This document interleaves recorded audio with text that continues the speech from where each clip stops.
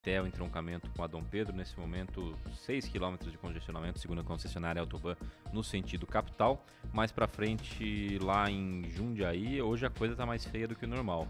São 11 km de congestionamento lá em Jundiaí, geralmente são 2, hoje tá feia a coisa, então na Anhanguera, sentido capital, lá em Jundiaí. Depois mais pra frente, na chegada à capital, mais 5 km de congestionamento, então você motorista que tá indo pra capital paulista, prefira a rodovia dos Bandeirantes, porque em Anhanguera tá com 2 problemas, se bem que na Bandeirantes também tem problema, viu, mas digamos assim, os problemas são menores. A gente tem lentidão também em Jundiaí por conta de obras na pista, 7 km de lentidão, depois mais 5 na chegada à capital.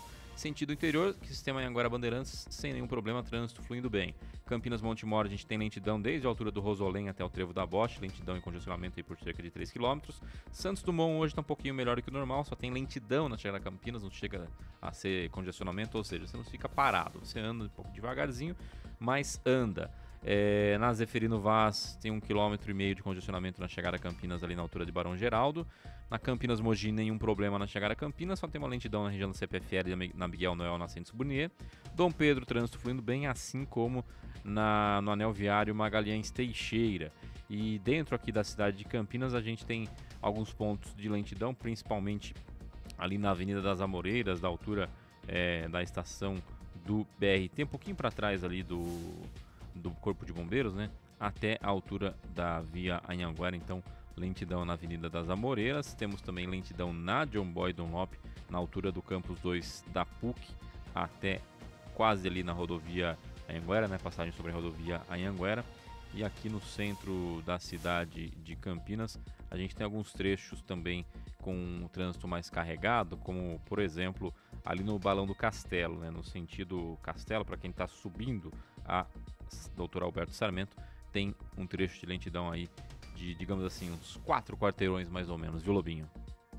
Muito bem, então a pedida certa é você, meu amigo, minha amiga, continuar ouvindo a Transamérica, ter paciência, porque não tá fácil, né? Pra quem tá na Anhanguera é a pior situação hoje. Não tá fácil. Mas não tem problema, porque nossa entrevista de agora, meu amigo, minha amiga, é uma entrevista sensacional. Era uma entrevista que poderia ter sido na sexta, né? Mas a gente já vai logo trazendo aqui para fazer o... Tem gente que tá sextando na quinta, então tá valendo. Então tá valendo, né? Nada mais, nada menos do que uma entrevista incrível com um especialista em vinho, que já viajou praticamente o mundo inteiro, conhece tudo de vinho. Grande Fernando. Agora vem o sobrenome, que é o... Puccetti. Puccetti. Puccetti. O E fechado, digamos assim.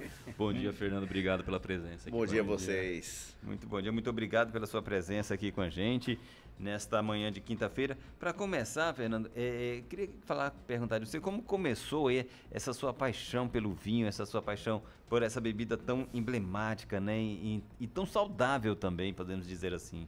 Exato, Começou por um acaso, na verdade, né? Eu fui para a Itália muito novo ainda e procurando um emprego lá, trabalhando, eu acabei trabalhando no hotel de um tio meu, na parte da cozinha, né? Nossa.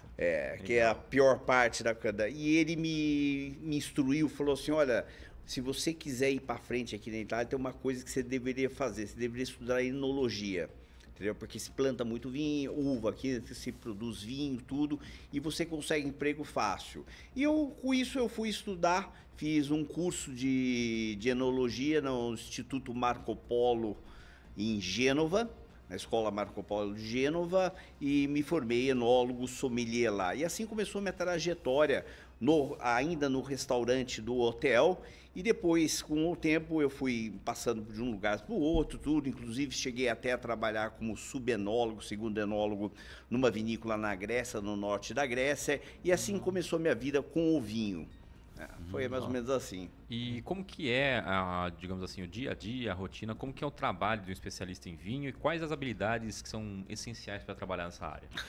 As habilidades especiais, na verdade, não existem, porque o vinho é uma bebida, é uma bebida viva, como eu falo, né? Você tem o vinho, você pode beber ele De manhã, à tarde, à noite. Lógico, em poucas proporções. Na Europa se bebe vinho muito, né? Mas não litros e litros e litros de vinho. Você pode tomar até uma tacinha de espumante no café da manhã, tomar uma tacinha na hora do almoço para harmonizar com o seu prato. Faz parte do alimento, faz parte da alimentação. Tem esse costume, né? Lá sempre a gente vê nas viagens, em filmes, no almoço, ter lá a taça de vinho para as pessoas que estão almoçando, né?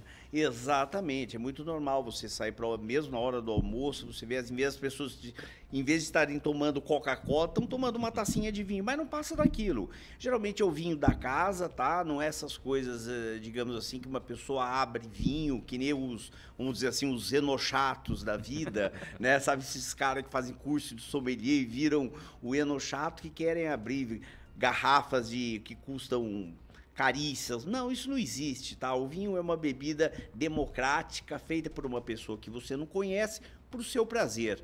Então ela está ali como um alimento para você. Esse é o básico do vinho. Não é para beber para ficar embriagado, né? Não, de maneira alguma. Não, ele faz parte do alimento, né? Agora, é lógico, se você for tomar uma ocasião especial, alguma coisa, uma garrafa de um vinho especial, daí você pode debater sobre ele, você vai dar um olhar com mais atenção sobre esse vinho. Mas o vinho geralmente é uma bebida para acompanhar o alimento.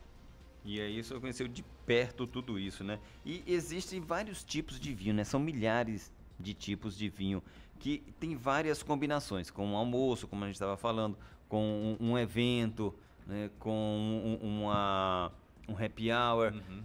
Quais são aí? Eu sei que é difícil enumerar, mas os vinhos certos para cada ocasião, né? Tá, isso é uma pergunta interessante. O vinho certo, todo vinho tem uma proposta, tá? Para você acertar o vinho, você tem que acertar a proposta do vinho para a sua ocasião. Tá? Então nós temos vinhos até para tomar na piscina, que seria um vinho mais jovem, leve, um vinho branco, um rosé, até um espumante, tá? Para um dia de sol, tudo, você não vai tomar um vinho tinto pesado, tá? Esses seriam vinhos mais para você no jantar, ou mesmo no almoço, com um prato um pouco mais pesado, com carne. Seria mais ou menos um balanceio. Por o que é a harmonização? Nada mais é harmonizar o vinho com o alimento, que eles estejam em sintonia. Quer dizer, é mais ou menos simples. Basta você não passar uma coisa por cima da outra. Um vinho muito, muito tânico, entendeu? Com uma comida muito doce, entendeu? Esse tipo de coisa. Aí vai ficar esquisito. Mas, fora isso, o que eu acho mais importante na harmonização, porque hoje se fala muito de harmonização, né? Sim. Jantares harmonizados. Você vê toda essa gente falar, vamos fazer o jantar harmonizado. Eu acho até engraçado, porque realmente existe. Você faz um jantar harmonizado, tem tudo a ver harmonizar o prato com o vinho, mas é o seguinte, a melhor harmonização que eu sempre falo, todo mundo ver qual é a melhor harmonização que tem. A melhor harmonização é a companhia que você está tomando o vinho. É isso que vale. Se você errar a companhia que está tomando o vinho com você, que vai tomar o vinho com você, ou você pode estar com um vinhaço em cima da mesa que acabou. Não tá? harmonizar. Então, a primeira harmonização principal é uma companhia legal, ou os amigos, ou a namorada, ou a mulher, se você for, tem que estar com uma pessoa especial para você tomar um vinho especial. Isso é a primeira harmonização. O prato vem depois, você harmoniza, entendeu? Como, obviamente, entendeu? Você balanceando uma coisa com a outra, não tem problema nenhum. E agora falando sobre a questão da produção de vinhos, Fernando, hoje se produz vinho no mundo inteiro? Quais os países que estão liderando essa produção? Como que tá? Hoje se produz vinho praticamente em todos os cantos do mundo, tá? Até na China produz, em vários lugares. Na China estão fazendo? Produz vinho na China e bons ainda. Tive a oportunidade de até provar uns vinhos muito interessantes. É muita coisa você não entende o rótulo, lógico, mas tem vinho sim na China. Inclusive eles têm território grande e tem clima interessante para vinho também. Mas se produz vinho hoje em todos os lugares. Antigamente não se produzia vinho acima de 600 metros de altitude. Hoje tem vinhos de altura, de altitude, não vinhos até 2.000 metros de altura, que é a produção com 2.000 metros de altura, que dão vinhos, lógico, com características diferentes, né? Dependendo do lugar onde é plantada vinho, onde é plantada, o que vai dar um vinho diferente. Hoje o Brasil também tem um estilo de vinho, tá? Nós temos nossos estilos de vinho, porque nós Tudo depende do clima, do solo, é o terroir que se diz em francês, né? Que é um conjunto aqui de solo, clima e a mão e o trabalho humano no vinho. É isso que faz o vinho. E cada país tem o seu estilo, que vai dar um vinho com o seu estilo. E o clima, quais são os fatores que impactam mais? A questão do clima, tem a questão de como que é o tipo de topografia, né?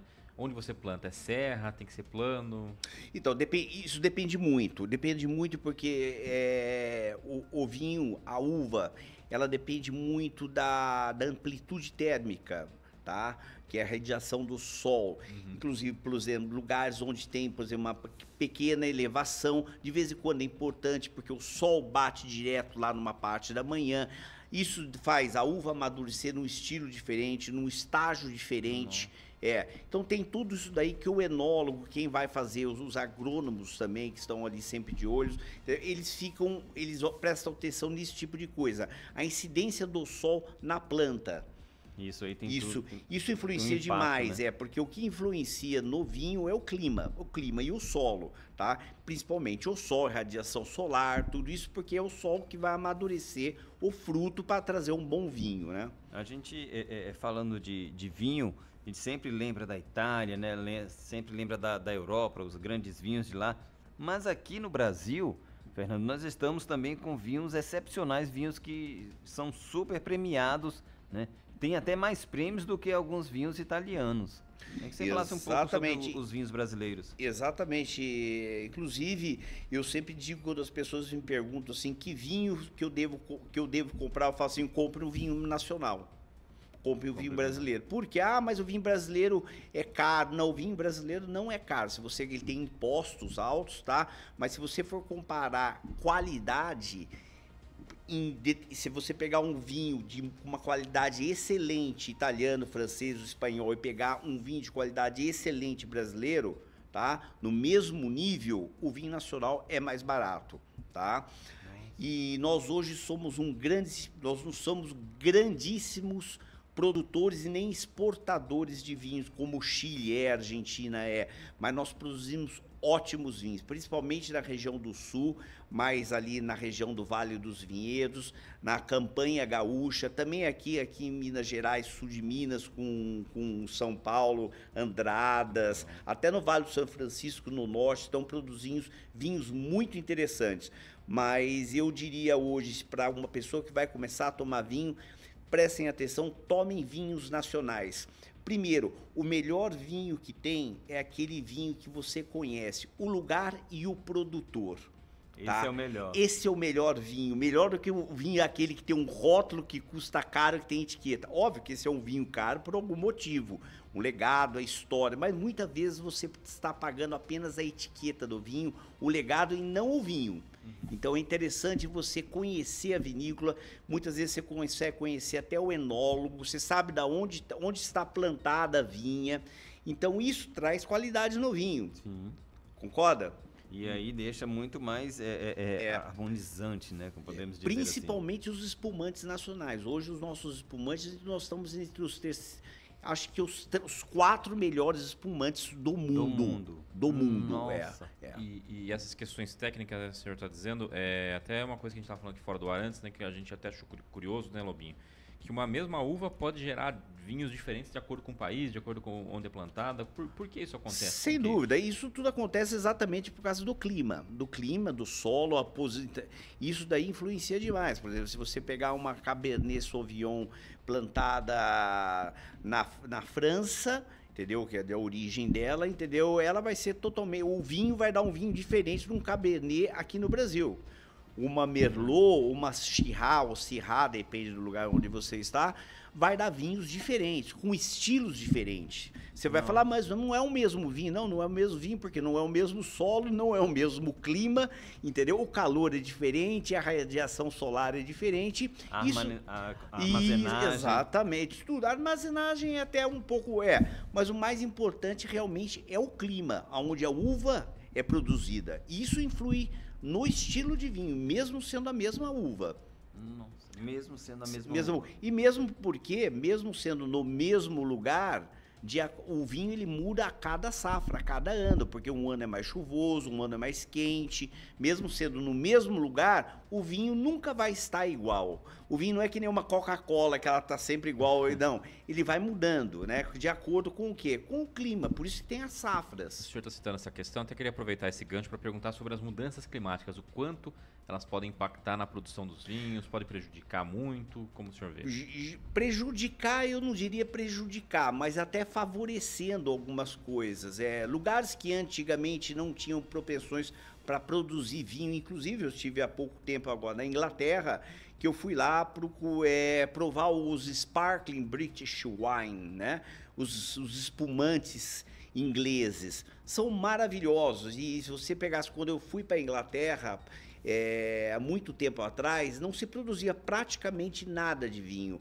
Hoje nós temos na Inglaterra, vou falar para você, mais ou menos umas 100, 150 vinícolas na Inglaterra, que produzem excelentes vinhos de qualidade. São vinhos um pouco preço caro, tudo, mas são excelentes vinhos. Aí você fala, mas como na Inglaterra? Eu estou falando isso no sul da Inglaterra, na região de Kent, ali na região de Dorset, essa região. Por quê? Porque com a mudança do clima no mundo, como está mudando agora, hoje, nessa parte da Inglaterra, do sul da Inglaterra, ele tem mais ou menos o mesmo clima que Bordeaux e Champagne tinha há 10 anos atrás. Nossa. Porque está esquentando na Inglaterra também. Entendeu? Está esquentando, está mudando o clima lá. Então, hoje estão conseguindo produzir vinhos de altíssima qualidade espumante, principalmente com a casta Chardonnay, tá? Com a uva Chardonnay, o Blanc de Blanc dele excepcional, e também o Pinot Meunier e o Pinot Noir, tá? Que são as 3 castas principais para se fazer um espumante. Mas o clima realmente tem afetado, e no bom sentido, eu acho. Em alguns outros lugares tem modificado bastante o estilo de vinho. Na Itália, por exemplo, quando eu fui morar na Itália, era difícil você encontrar um Chianti clássico com mais de 13 graus alcoólicos. Ou você encontra 14, 14,5 fácil, em qualquer lugar, porque mudou o clima. E falando ainda, aproveitando, falando da Itália, né, a gente está quase acabando o tempo da nossa entrevista, Fernando. Queria que você falasse sobre o enoturismo na Itália e também no Vale dos Vinhedos aqui. Você trabalha com isso, né? Como que é esse trabalho? Eu trabalho com enoturismo na Itália, principalmente na Toscana, onde eu sou especialista, que eu morei muitos anos, também na parte da região do Vêneto, do Alto Trentino, tá? Que era o antigo Império Austro-Húngaro. Praticamente a Itália inteira, principalmente a Toscana. Eu levo grupos pequenos, tá? De no máximo 4, 5 pessoas, para falar de vinho, mas não somente de vinho, da parte de história, porque só falar de vinho também ninguém aguenta, né? Então a gente visita as vinícolas, eu dou palestra lá, tudo, a gente também faz a parte turística, e eu faço a mesma coisa, igualzinho no Vale dos Vinhedos, onde eu conheço todo mundo, todos os enólogos, todos os proprietários de vinícolas. Então é muito interessante, apesar de ser também um lugar muito, muito bonito para se visitar turisticamente falando.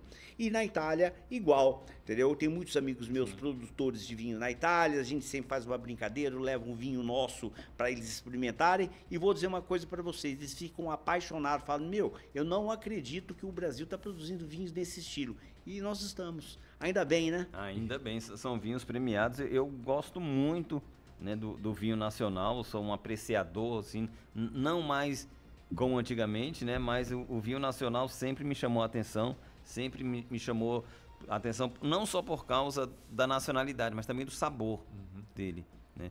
Você prova um vinho nacional e um vinho chileno, por exemplo, você vê aí a qualidade do vinho nacional. Exatamente. Que é superior. Ele tem características diferentes, exatamente pelo clima, entendeu? Várias coisas, entendeu? Afetam, entendeu?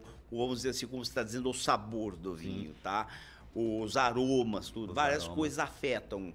Mas tem diferença, realmente tem. Por isso que o mais importante do vinho é você experimentar vinhos diferentes, né? Porque independente do amor, a infidelidade no vinho é fundamental. É fundamental. E falando ainda da Itália, senhor, queria que explicasse o que é o consórcio Chianti, né? Ou como que se diz em italiano? Consórcio Vino Chianti? O consórcio do vinho Chianti clássico na Itália. Você é jurado lá? Sim. Eu fiz um curso lá do consórcio Chianti, e todo ano eles têm os expositores, os produtores, digamos assim, dos Chiantis na região ali da Toscana, propriamente no Vale do Chianti, eles exibem, tá, para fazer degustação e provas de vinhos do Chianti clássico.